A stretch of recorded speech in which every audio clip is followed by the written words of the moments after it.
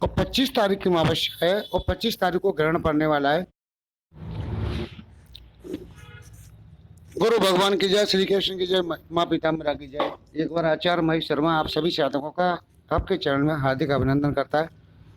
साधकों में ऐसा करता हूँ कि आप श्री कृष्ण भगवान की कृपा से अपने घर में, अपने परिवार में, अपने भाई बंधुओं परिवारों सहित, बीवी बच्चों सहित कुशल पूर्वक होंगे।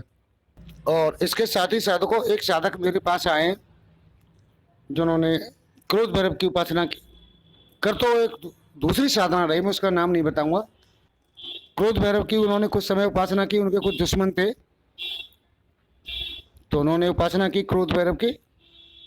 तो वो उनका अनुभव मैं आपको वीडियो के बारे में दिखा रहा हूँ, अपने वीडियो में दिखा रहा हूँ।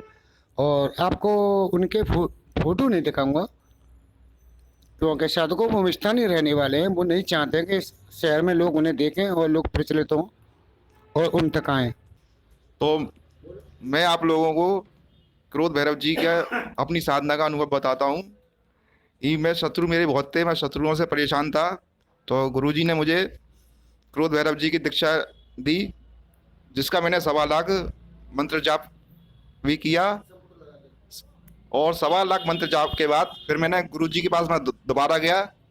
उन्होंने शत्रु नाशक संपुट मुझे दिया। उस शत्रु नाशक संपुट के द्वारा धीरे धीरे मैंने उस मंत्र को जपना शुरू किया। तो मेरे शत्रु जो थे वो 3-4 थे। तो नंबर बाई नंबर मैंने उन क्रोध भैरव जी के सामने उनका नाम लेकर मंत्र को जपना शुरू किया। तो 3-4 दिन के अंदर ही ऐसी स्थिति पैदा हो गई उन शत्रुओं की कि वो अपने आप मेरे स्थान को छोड़कर जाने लगे। तो पहले एक शत्रु गया, उसके बाद दूसरे शत्रु का नंबर आ गया। उसकी बुद्धि ऐसी खराब कर दी क्रोध भैरव भगवान जी ने कि वो भी मेरे स्थान को छोड़कर, जो मेरे साथ प्रपंच रचते थे नया रोज नया नया, वो सब कुछ भूल गए और मेरे स्थान को छोड़कर धीरे धीरे जाने लगे। आज मेरे चारों के चारों शत्रु मेरे स्थान को छोड़कर चले गए हैं और मुझे अब कोई चिंता नहीं। उनके संग में ये हुआ कि किसी के शरीर को ऐसी क्षति पहुंच गई कि हाथ पैरों से कार्य करने लायक ही नहीं रहा। किसी के परिवार में जो है इतनी कलह हो गई कि कलह के कारण ही वो मेरे यहाँ से कार्य छोड़कर चला गया। तो ऐसी ऐसी तरह तरह की विचित्र स्थिति उनके साथ में पैदा हो गई। तो गुरुजी ने मुझे एक क्रिया बताई, उस क्रिया के द्वारा जल्दी मेरे शत्रु जो है समाप्त हो गए। वो क्रिया ये थी कि मैं संक्षिप्त में बताऊंगा कि जब मैं शत्रुनाशक मंत्र जाप करता था क्रोध भैरव जी का, तो अंत में हाथ में जल लेकर और शत्रु का नाम लेकर कि हे प्रभु, इस शत्रु से मुझे छुटकारा दिलाइए, और उस जमीन को मैं उस जल को जो है मैं जमीन में छोड़ देता था। तो मात्र 3-4 दिन के अंदर ही ऐसी स्थिति पैदा हो गई कि शत्रु धीरे धीरे मेरे 10-12 दिन के अंदर ही चारों शत्रु छोड़कर मेरे स्थान को चले गए। और अब मुझे कोई चिंता नहीं गुरु की कृपा से। तो बस ये मेरा अनुभव इतना ही था। साधना और मुझे गुरुदेव ने बताई सुंदरी साधना। तो उस साधना के भी मतलब मुझे चमत्कार देखने को मिलते हैं।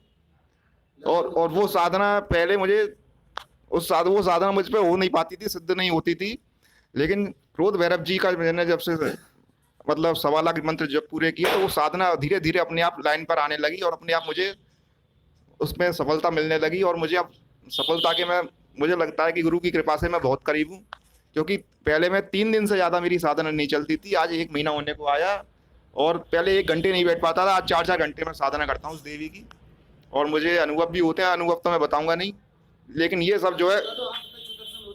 और एक बार जो है मुझे सुंदरी देवी का साक्षात प्रत्यक्ष दर्शन हो चुका है।